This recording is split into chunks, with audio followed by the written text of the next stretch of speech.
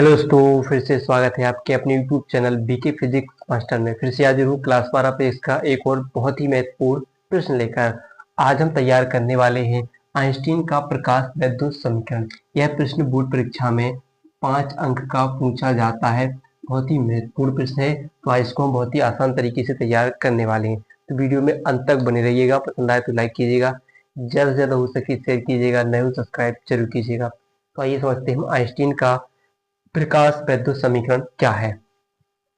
तो जैसे कि यहाँ पर लिखा है, आइंस्टीन के अनुसार जब फोटोन किसी धातु की सतह पर आपतित होता है, फोटोन जानते हो, फोटोन प्रकाश जिन छोटे छोटे बंडलों के रूप में चलता है उन्हें क्या कहा जाता है, फोटोन कहा जाता है। फोटोन क्या होता है, प्रकाश जिन छोटे छोटे बंडलों, प्रकाश किस रूप में चलता है, छोटे छोटे बंडलों के रूप में चलता है, इन्हें फोटोन कहते हैं। एक जब फोटोन किसी धातु की सतह पर पड़ता है तो उस धातु से क्या निकलता है, इलेक्ट्रॉनों का उत्सर्जन होता है। एक फोटोन एक फोटोन के द्वारा एक इलेक्ट्रॉन का उत्सर्जन होता है।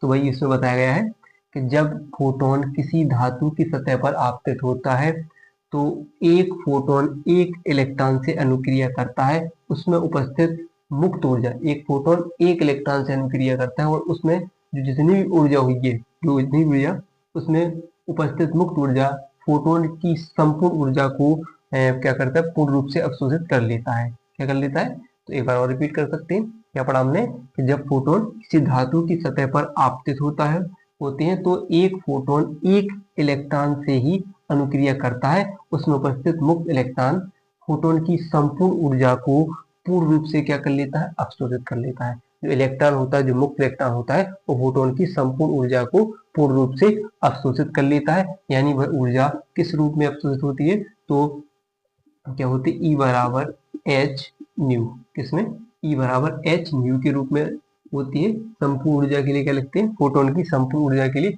ई बराबर एच न्यू, जिसे हम क्या लिखते हैं, समीकरण 1 मान सकते हैं।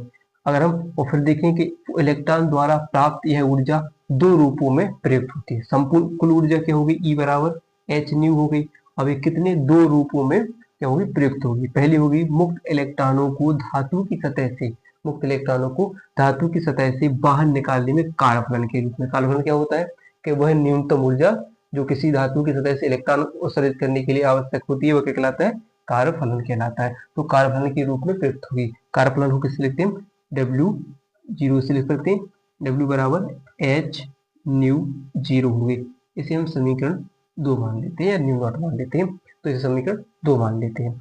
फिर दूसरी किस रूप में, शेष ऊर्जा उत्सर्जित इलेक्ट्रॉन को गतिशील करने के लिए गतिज ऊर्जा के रूप में। तो गतिज ऊर्जा क्या होती है, एक के बराबर क्या होता है, के मैक्सिमम, के बराबर 1/2 एम वी मैक्सिमम स्क्वायर। के बराबर के क्या होगी, आपका गतिज ऊर्जा होगी। के को क्या लिखते हैं, गतिज ऊर्जा के लिए। तो गतिज ऊर्जा के लिए व्यंजक क्या होता है, 1/2 एम वी मैक्सिमम स्क्वायर के रूप में निवृत्त होगी, निकलेगी। तो इसे हम समीकरण 3 मान लेते हैं। अब हम बोले अगर कुल ऊर्जा, तो कुल कितनी, कुल ऊर्जा, तो कुल ऊर्जा क्या हो जाएगी, तो जो कुल ऊर्जा क्या थी हमारी, ई किन किन रूपों में निरुक्त हुई, एक तो कार्यफलन यानी डब्ल्यू जीरो, और एक गतिज ऊर्जा के मैक्सिमम के रूप में निरुक्त हुई। तो अगर हम इन दोनों की जगह हम मान रखें तो ई का मान क्या पढ़ा हमने, एच न्यू, तो एच न्यू रखें। डब्ल्यू जीरो का मान क्या है, एच न्यू जीरो, प्लस के मैक्सिमम का मान कितना है, 1/2 एम बी मैक्सिमम स्क्वायर हो जाएगा। ठीक है, तो हम क्या करें कि अगर 1/2 को यहीं रहने दें, 1/2 बी स्क्वायर मैक्सिमम बराबर अन्य अधिकतम बराबर क्या हो जाएगा, एच न्यू नॉट को कहाँ पर, एच न्यू के पास पहुंचा दें।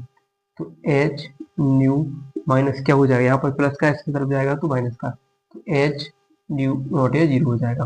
तो 1/2 एम भी स्क्वायर मैक्सिमम बराबर एच इसके पास है, एच इसके पास है, एच को लिए ले लें हम कॉमन, तो क्या होगा, एच माइनस एच ब्रैकेट में न्यू माइनस न्यू नॉट हो जाएगा।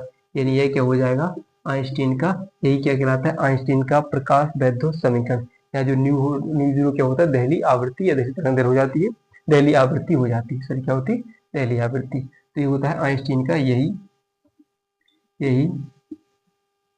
आइंस्टीन का प्रकाश वैद्युत समीकरण है। यही क्या है? आइंस्टीन का प्रकाश वैद्युत समीकरण है। तो याद रहेगा कि जब फोटोन किसी धातु की सतह पर आपतित होती है तो एक फोटोन एक इलेक्ट्रॉन से अनुक्रिया करता है और उसमें उपस्थित मुक्त इलेक्ट्रॉन फोटोन की संपूर्ण ऊर्जा को अवशोषित कर लेता है। यह ऊर्जा दो रूप में निर्मुक्त होती है, पहली कार्यफलन के रूप में, दूसरी गतिज ऊर्जा के रूप में। संपूर्ण ऊर्जा क्या होगी? E बराबर एच न्यू होगी और कार्यफलन के रूप में डब्ल्यू बराबर W0 बराबर एच न्यू 0 हो जाएगी। और शेष गतिज ऊर्जा के लिए मैक्सिमम बराबर क्या होगी? 1/2 mv स्क्वायर मैक्सिमम हो जाएगी।